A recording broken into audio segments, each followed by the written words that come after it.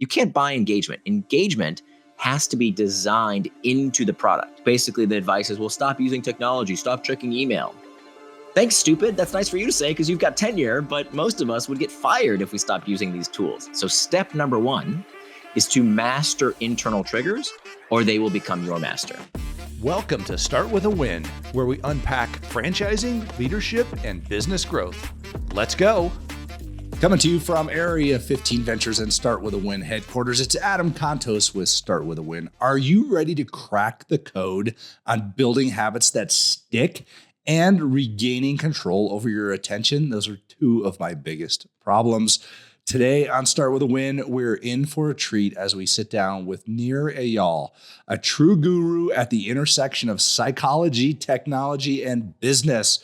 With a background that spans teaching at the Stanford Graduate School of Business to founding and selling tech companies, Nir's insights have earned him the title, The Prophet of Habit-Forming Technology.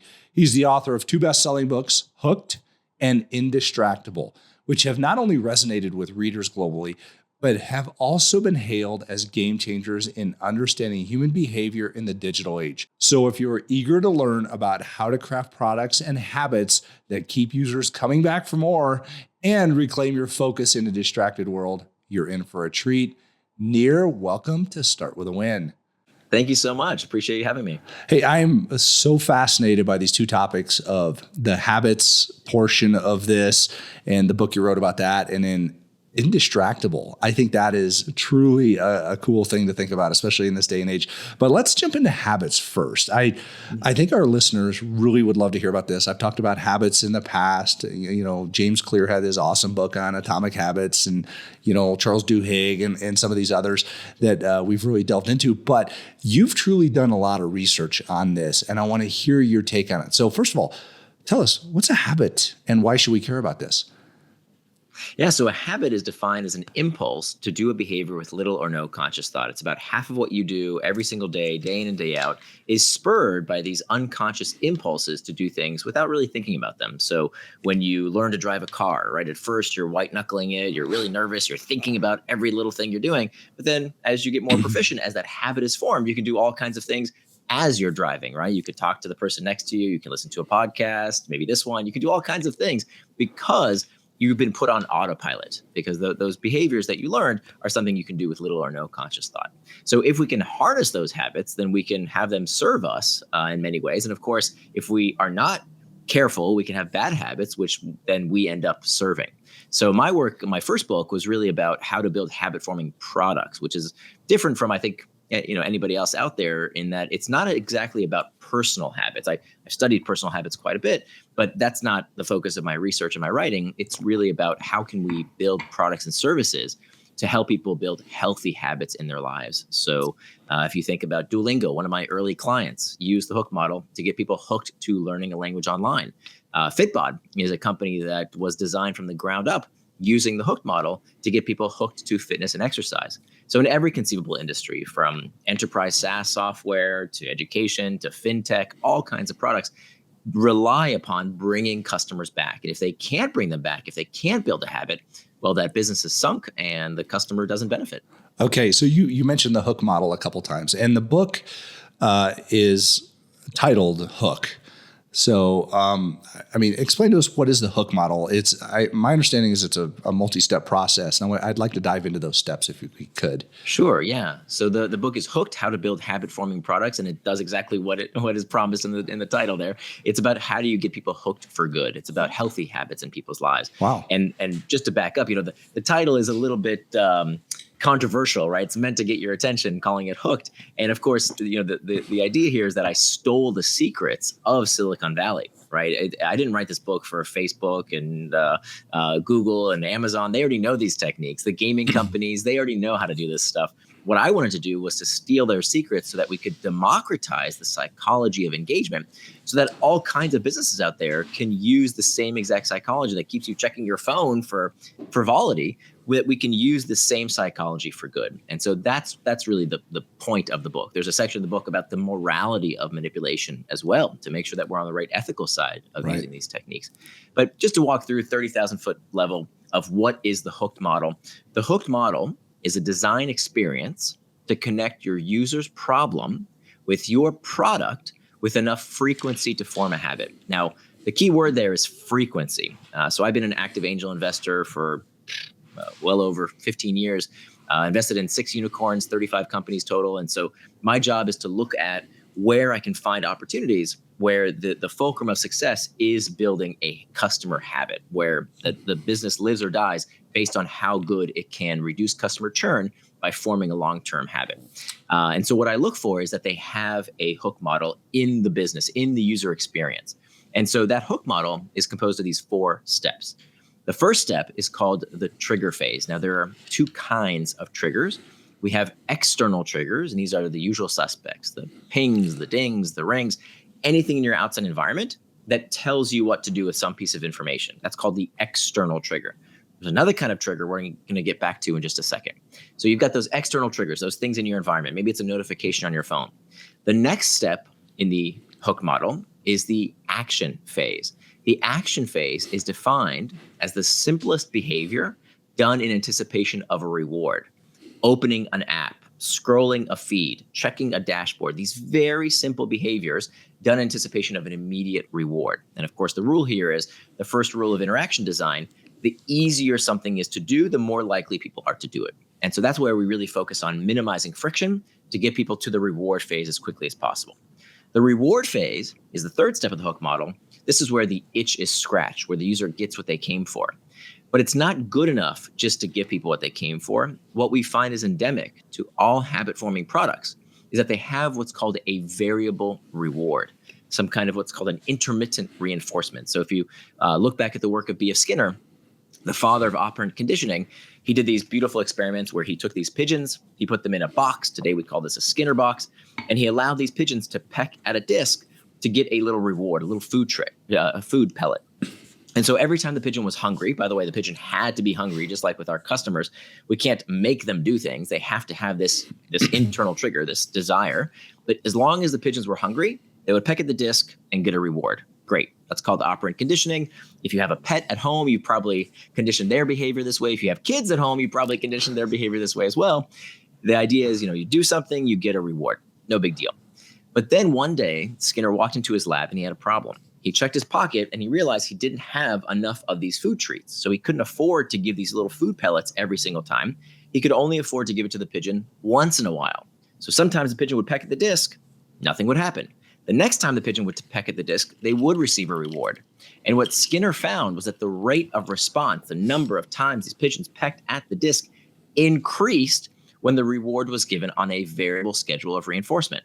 So this is really the engine of the hook model. In all kinds of habit-forming experiences, online, offline, enterprise, consumer web, doesn't matter, you will find this element of mystery, right? What makes a book interesting? It's about what's going to happen next. Why do we watch sports? Who cares about some stupid ball bouncing around? It's all about uncertainty. What's going to happen? What makes gambling so habit-forming, if not addictive? This is the same thing we do. Pulling on a slot machine is the same thing we do when we scroll that feed. It's all about uncertainty, variability, what's going to happen next. That's really the engine of every habit-forming product. Finally, the last step of the hook model, and you can see where this is very different from Charles Duhigg or James Clear, who focuses, I'm big fans of them, but they focus on personal habits. Yep. There's not that element of variability. There's not that element of what I'm going to tell you next, which is the investment phase. A habit-forming product has to ask for investment. Now, what is investment? If you think about the history of manufacturing, it was always about the least amount of customization that the company could get away with, right? That if you think about Henry Ford, he said famously, you can have any color of Model T as long as it's black. Why? Because it was really hard back then to make a blue car and a red car and a green car. Well, today we can do that, but we push that really to the extreme when it comes to habit-forming products, in that especially these ones online, when you think about TikTok and Facebook and Instagram, all these products are customized on a mass scale. It's mass personalization. So your experience, they've designed the product for a market size of 1 based on your investment in the product. Because unlike physical goods, right, your car, your couch, your clothing, those things depreciate with wear and tear. They lose value. Habit-forming products appreciate. They get better and better the more they use them. This is what I call stored value. So the more data you give a company, the more content you upload, the more followers of you and you follow others, you're customizing the product, you're improving it based on your preferences. That's the investment phase, and it's critical. It's the most overlooked of the 4 steps of the hook model, so that eventually, through successive cycles through the hook, the way we know a habit is formed is that you don't need those external triggers at all. If you think about it, 90% of the time that people check their phone, it's not because of a ping, ding, or ring. It's because of what's called an internal trigger. What's an internal trigger? I told you I'd get back to it earlier. Yep. It's an uncomfortable emotional state. Boredom, loneliness, fatigue, anxiety. That is when we know a habit is formed, is when the user doesn't need any kind of spammy messaging or notifications. They use the product on their own with little or no conscious thought, purely out of habit. So that's the 4 steps of the hook model. So we have trigger, action, the variable reward. Variable is really important in this, folks. And then we have the investment. Take me through a common consumer product that we're all used to that might integrate these different things, and give us the example of how that works. Sure. So let's take a risk here. Let's talk about a product that you're habituated to. What's something that you use throughout your day, little or no conscious thought? Coffee. Okay. All right. There's okay. Well, how about your coffee machine? That's probably a little bit more. Yeah, let's do that. So physical products have an advantage of the fact that the external trigger is a physical manifestation, right? You see it every morning. So the external trigger is, hey, there's my coffee machine. The action is to start making the coffee. The variable reward, I would argue with coffee, is how it makes you feel, right? There's a little bit of variability if you don't make it the exact same right way. And in fact, that's when you find people get bored of their coffee. That's when they look for a new brand, a new kick, a new, every other day there's some new coffee shop that opens up nearby that's doing your coffee just a little bit different with the frappa, mocha, whatever. There's variability there because that first sip tastes a little bit different, right? Based on how you made it. There's a little bit of variability there. And then finally, the investment is the fact that, hey, you have this coffee machine in your house, you put it there. And so now that loads the next trigger to bring you back once again. Now, it doesn't store value really well, but what we see is that there are companies today that actually are using the hook model to change people's habits around something like coffee. That's more than just, hey, I bought this coffee machine, so I'm going to use it again and again. There's a company that I saw recently that is kind of like a coffee of the month club, and coffee of the month clubs have come and gone. They don't really do all that well, but this business is very unique in that they send you a scale. It's a tiny scale. It's about the size of a coaster. And when they send you coffee, they ask you, please put that bag of coffee on this scale. Keep it there at all times. Now, what does that do? Every time you make a cup of coffee, you are sending the company data on how quickly you are consuming that coffee. And so that becomes the investment. The investment of data stores value because it personalizes the experience. So they say, oh, wow, you're drinking this coffee really fast. We're going to send you the coffee, not based on, what day of the month it is, because the biggest problem with the coffee of the month club is, oh, I had some guests over and they all wanted coffee and now I'm out, or I didn't really like that brand. And so now I have too much, but now I have another bag of coffee just sitting here. They will load the next trigger. They will send you that next a bag of coffee based on how quickly you consume the last one. And so they shape your, and they know, oh, you really must have liked that one. You drank it very quickly. We're going to recommend here are 5 potential roasts that are similar to that one. Which one do you think you want to try next? So again, they're using this data to improve the experience with use. Wow. So this is all about user psychology, right? Oh, it's 100% consumer psychology. That's right. And by the way, this is one small part of consumer psychology. So my specialty is in all consumer psychology. The book Hooked is really about one facet, which is habit forming products, which, by the way, not every business needs to have, right? There are plenty of companies out there that don't build customer habits, specifically products that are not used frequently, right? Car insurance, for example. You don't use car insurance on a daily basis. That's fine. The problem is if you don't have a habit, you damn well better have some kind of other competitive advantage, what Warren Buffett calls a moat. So that could be economies of scale. It could be intellectual property. Habits are an amazing competitive advantage because they are so hard to break. So think about Google, for example, right? Google owns 80-90% of the search engine market. Right. Is it because they have a better search engine? No. We've done head-to-head comparisons where we show people the search results between Google and Bing, the number 2 search engine. And if you strip out the branding and you ask people which search results are better, it's a 50-50 preference split. People can't tell the difference. And yet Google owns 80-90% of the search engine market. Why? Because we don't even give the competition a chance. This is what's so powerful about a habit, is that when you have a consumer habit, when people are doing something with little or no conscious thought, they don't think to themselves, I wonder if the competition is better. I wonder who makes the better search engine. No, we Google it with little or no conscious thought. And so that's why it's so powerful from a business standpoint. So how, let's say you sell hamburgers or something like that, and you have a customer loyalty program. How does I understand, customer loyalty programs give you coupons. They try to stimulate your desire for a product, whatever. How does that fit into this? Is that part of habit forming, or, creating a hook for people or a trigger or something like that? How do we get? Yeah, it can. So there's three. Remember we talked about those variable rewards? So There's three kinds of variable rewards. We have rewards of the tribe, rewards of the hunt, and rewards of the self. What you're describing when it comes to coupons and points and loyalty programs, that's rewards of the hunt. It's about the search for material or information rewards. Right. So giving people coupons works. It works.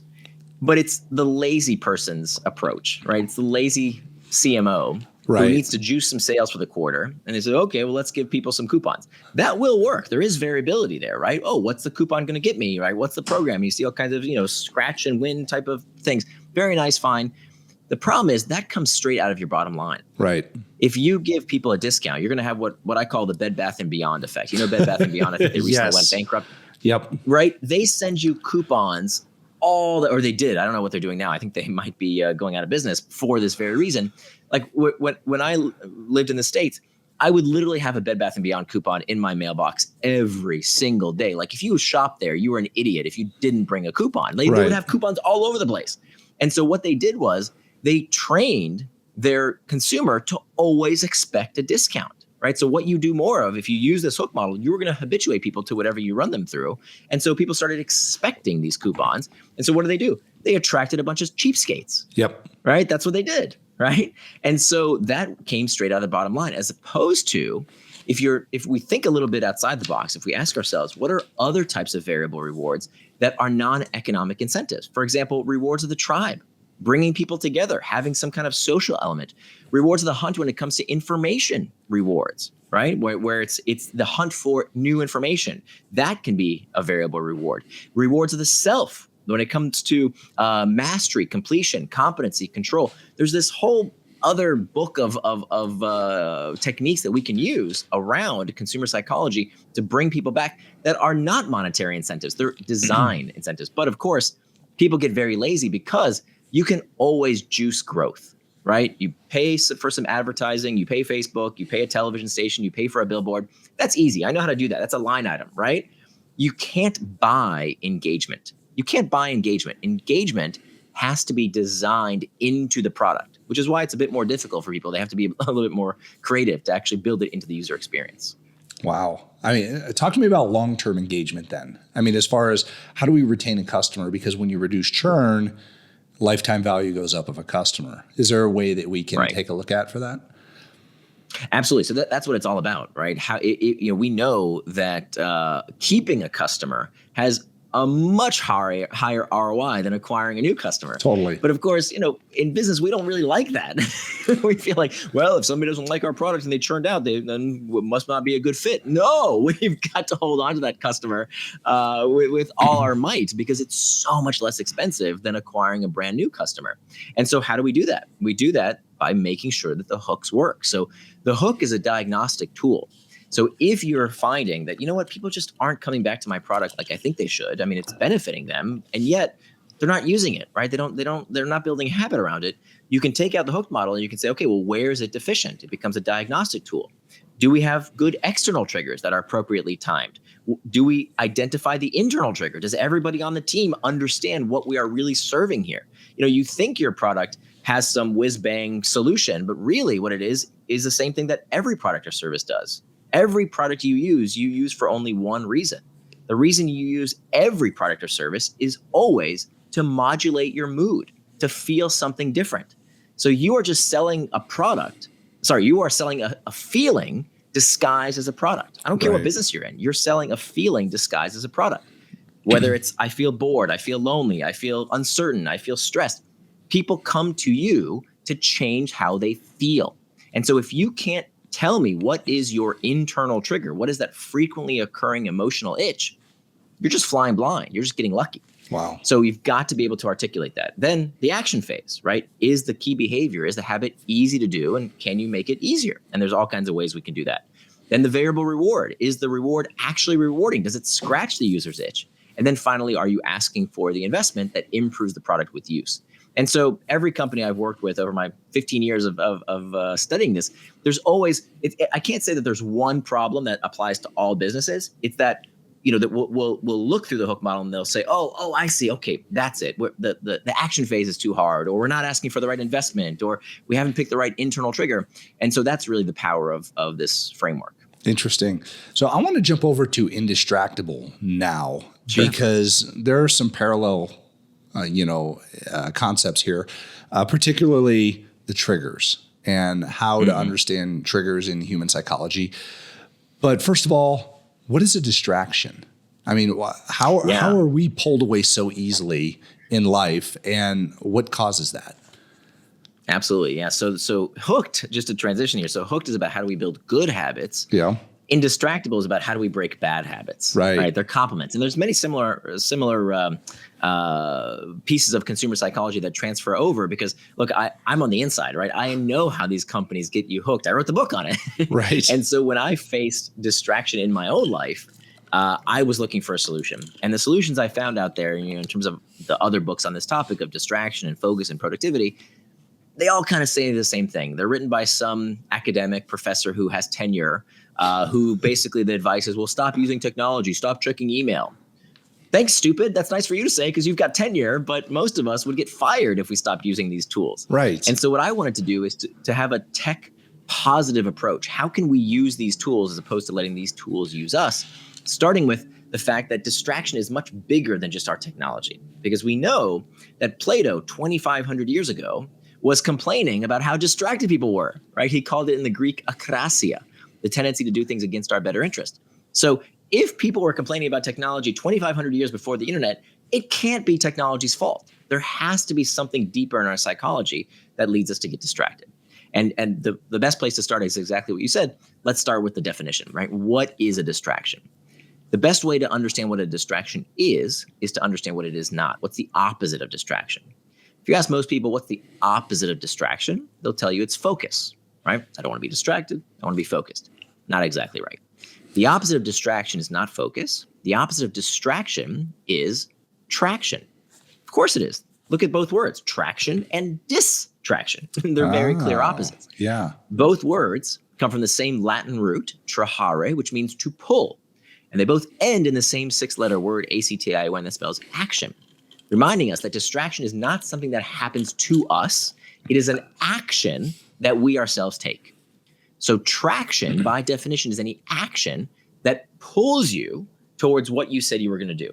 Things you do with intent, things that move you closer to your values, and help you become the kind of person you want to become. Those are acts of traction. The opposite, distraction, is any action that pulls you away from what you said you were going to do, further from your values, further away from becoming the person you want to become. So this isn't just semantics. This is super important because I would argue the difference between traction and distraction is one word. And that one word is intent. As Dorothy Parker said, the time you plan to waste is not wasted time. So we need to stop moralizing and medicalizing using technology, right? Oh, technology is melting your brain. Stop using technology. So video games are bad for you. Social media is rotting your brain. It's all rubbish. It's silly. Now, should there be some special protections for children? Yes, absolutely. We can talk about that later.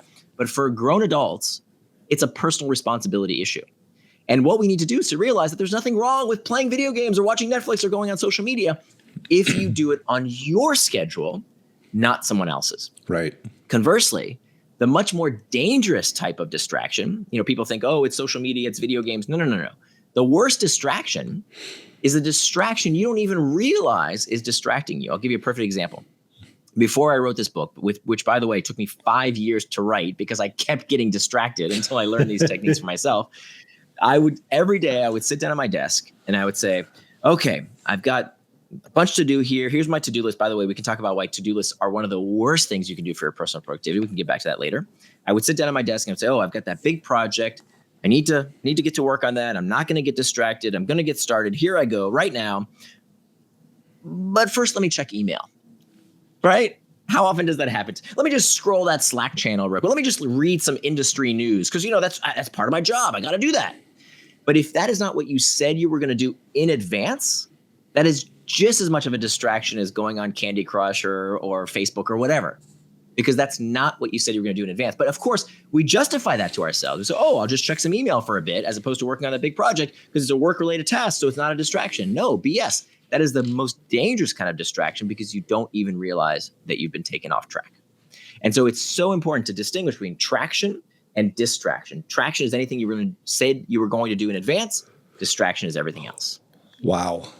I mean, that's incredibly powerful. And a lot of people are sitting here holding up the mirror going, what did I just put myself through here? A little bit of vulnerability, folks. And by the way, I wrote this book for me, so I'm not blaming and shaming here. I'm so glad that the book has sold as many copies as it has. We topped 1 million copies between both books. But let me tell you, I write my books for me first and foremost. I needed this in my own life, so I've been there. All right, talk to us a little bit about management of distraction. I mean, how do we deal with it? I mean, you talk about time management, technology management, things like that.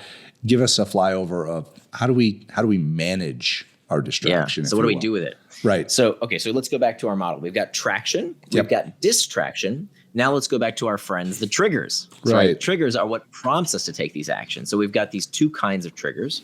We've got the external triggers. Again, these are the pings, the dings, the rings, all these things in our outside environment that can lead us to traction or distraction. But those only account for 10% of our distractions. Literally, we do these time studies to figure out why people check their phones. And it turns out only 10% of the time is it because of a ping, ding, or ring. 90% of the time that you get distracted, it's not because of what's happening outside of you. It's not an external trigger. 90% of the time, it's an internal trigger. Again, back to these uncomfortable emotional states. Loneliness, fatigue, uncertainty, anxiety. That is the source of 90% of our internal triggers that lead towards distraction. So what this means, therefore, that if we know, so actually, let me back up for a second. Before we get into, okay, why do we get distracted? What do we do about it? Let's ask ourselves, why do we do anything and everything, right? What's the seat of human motivation? It turns out that all human motivation, it's not about carrots and sticks. Turns out all human motivation is only about one thing, and that is the desire to escape discomfort. Even wanting to feel good, right? Hunger, lusting, desire, even wanting the pleasure is itself psychologically destabilizing. In many ways, the carrot is the stick. Does that make sense? The carrot is the stick, right? The desire for something good is uncomfortable. So if all human behavior is spurred by a desire to escape discomfort, that must therefore mean that time management is pain management. Weight management is pain management. Money management is pain management, because all human behavior is about the desire to escape discomfort. So distraction is not a moral failing. It's not that there's anything wrong with you. Your brain isn't broken. It's simply we haven't learned the skills to deal with that discomfort in a healthy way. And so what we learn is that high performers in every field, business, the arts, sports, doesn't matter. High performers, they feel the same internal triggers. They also feel insecure and lonesome and bored, and what they feel the same things everybody else does. But they deal with those internal triggers differently. They use those internal triggers as rocket fuel to propel them towards traction. Whereas what most people do, every time they feel uncomfortable, they try and escape it, right? Too much news, too much booze, too much football, too much Facebook. They always look for a way to escape that discomfort, which is the ultimate source of that distraction. And if you don't deal with the source of the problem, of course, you can't fix it. So step number one is to master internal triggers, or they will become your master. So there's a dozen different techniques I put in the book of tools in your toolkit that you can use right away anytime you feel that discomfort. And for most people, step one is recognizing that that's why you're getting distracted, right? If you can't have a conversation with somebody without checking your phone every 5 minutes, it ain't the phone, right? There's something you are escaping. If you can't sit at your desk and do your work properly without thinking, oh, what about email? What about Slack? What about, that's not the technology's fault. There's a feeling that you don't know how to cope with in a healthy manner. So step number one is mastering internal triggers. Wow. Step number two is making time for traction. It's amazing how many people, when I ask them, hey, what did you get distracted from? They say, oh, I got so much to do, and this on Twitter, and my boss wanted this, and my kids want that, and so many things going on. I said, yeah, but what did you get distracted from? Show me your calendar. Let's see that schedule. You know what's on their schedule? Nothing, right? They might have a to-do list that's a mile long, and there's many reasons why to-do lists are awful. But I need to see your schedule because, again, if you can't tell me what is traction, you can't show me distraction, right? So we have to start planning our day, and that has to be done by turning our values into time. And we could talk about exactly how to do that. The third step is to hack back the external triggers. You know, those pings, dings, and rings, that's kindergarten stuff. We can do that. It takes about one page of my book to make your phone, your computer into an indistractable technology. Very easy. People complain about it a lot. It takes maybe 30 minutes. The much bigger sources of these external triggers are meetings, stupid meetings that didn't need to be called, right? Emails that didn't need to be sent. Our kids, we love our kids, but they can be a huge source of distraction. So I systematically go through and show you how do you hack back every single one of these external triggers. And then finally, the fourth step is preventing distraction with pacts. So this is where we erect a firewall against distraction. And so with these 4 strategies, this is how we do it. Master internal triggers, make time for traction, hack back external triggers, and prevent distraction with pacts. If you follow these 4 strategies, I guarantee you will become indistractable. This is so cool to listen to because we used to have a meeting problem at my last company. Everybody would go on your calendar and go, oh, I have time for a meeting, and they would schedule meetings in that open time. I told my assistant, block when I want to have meetings, which was only 2 days a week during certain time blocks. And everybody started coming to me going, I can't get you in my meeting. I'm like, that's because your meeting is not at the right time for me. So I would use that I would have that meeting time. And eventually everybody figured out, oh, if we want Adam in a meeting, we need to have the meeting at this time. And it was pacts and rules around when I would go to meetings. It was perfect. I eliminated meetings 3 days of the week in the company by doing that. And it worked out so well to help our productivity. So it was. Yeah. And I know there's one thing to be the boss and say, hey, this is when I have time for meetings. Right. I think what a lot of people struggle with is, hey, look, I'm not the boss. I can't set those rules. What do I do then? Yes. Well, let me just can I give you 2 very quick tips for those listening? Please do. Of what I'd recommend. Firstly, you need to recognize there's a whole section in Indistractable, by the way, on how to build an indistractable workplace, how to build an indistractable company. And part of it is adopting these new practices and realizing that distraction at work, right? If you find that your colleagues, your employees, your boss, if everybody is distracted all the time, if they're constantly going from one thing to the next and they can't seem to focus on getting their work done, that is not a technology problem. That is a culture problem. Right. Distraction is a symptom of dysfunction for the individual as well as for the organization. Distraction is a symptom of dysfunction. It's the cultural inability to deal with the problem. So if you can't raise your hand and say, hey, you know what? I can't do my best work if I'm constantly pulled into meetings and WhatsApp and Slack and email. If I'm constantly expected to respond all the time, I can't do my freaking work. If you can't raise your hand and say, hey, I got this problem without fear of getting fired, that is the problem, right? It's a culture problem. And so that's what I found in my research around these companies that are indistractable is that they give employees the right to talk about this problem so that they can fix it, just like any other business challenge.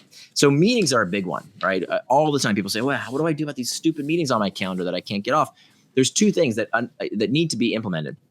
One, very simple. I almost feel embarrassed saying it, but 80% of meetings have no agenda. Right. 80% of meetings have no agenda. What? I learned this in 9th grade student council. If you have a meeting, you have to have an agenda. We don't just get together to chitty chat. Okay. And the reason this happens all the time is because people don't understand what is the point of a meeting. Nobody taught us, why do we have meetings? What's the point? The purpose of a meeting is one thing. It's not to socialize. That's a happy hour. It's not to brainstorm either. This is a big one. People say, oh, let's get together and brainstorm. You know what the optimal size, Adam, of a brainstorming session is? What's the optimal number of people you want in a room for a brainstorming session? Take a guess. 2, 3. Exactly. That's right. Bingo. 2 or less. Most people say, oh, 8 people. It seems like a good number. No. Anything more than 2 people becomes an opportunity for the loudest, the highest paid person to dominate the meeting. So what you want to do as the person who calls the meeting is to say, hey, I have this question. Here's what I'm working on. Please give me your feedback. Maybe take 30 minutes this week Schedule those 30 minutes, think about this problem, and send me your feedback. Let them brainstorm on their own and send you that feedback asynchronously, because the purpose of a meeting is not brainstorming. The purpose of a meeting is one thing, and that one thing is to gain consensus. That's it. The purpose of a business meeting is to gain consensus. We're not talking about social hour. We're not talking about brainstorming. We're talking about a meeting. Right. Gain consensus. So no agenda, no meeting. Second thing is to circulate what's called a briefing document. A briefing document says, hey, if you want to have a meeting, if you want to take people's time, and we know time is money, and if you think about what an hourly basis would take to get all those people in a room, it's very, very expensive. So if you're going to do that, you have to submit a briefing document. So the person who wants to call the meeting says, here's the problem, here's the research, I did my homework, here's the recommended course of action. And then we sit down and we make sure that we brief each other on this, the purpose of the meeting and what consensus we have to gain, so that we have the opportunity to say, hey, I think you forgot this and what about that? Okay, now we're going to decide to move forward. By the way, I did not make this up. This is what built Amazon. Amazon does this until this very day. They start every meeting with a 20-minute little time block to read over these briefing documents. And so those two things add that bit of friction so that we make sure that only the most essential meetings get on our calendars. Awesome. I love this. Nir, where can we find more information about you and your books? Sure thing. So my website is called Nir and Far. Nir spelled like my first name, Nir and Far.com.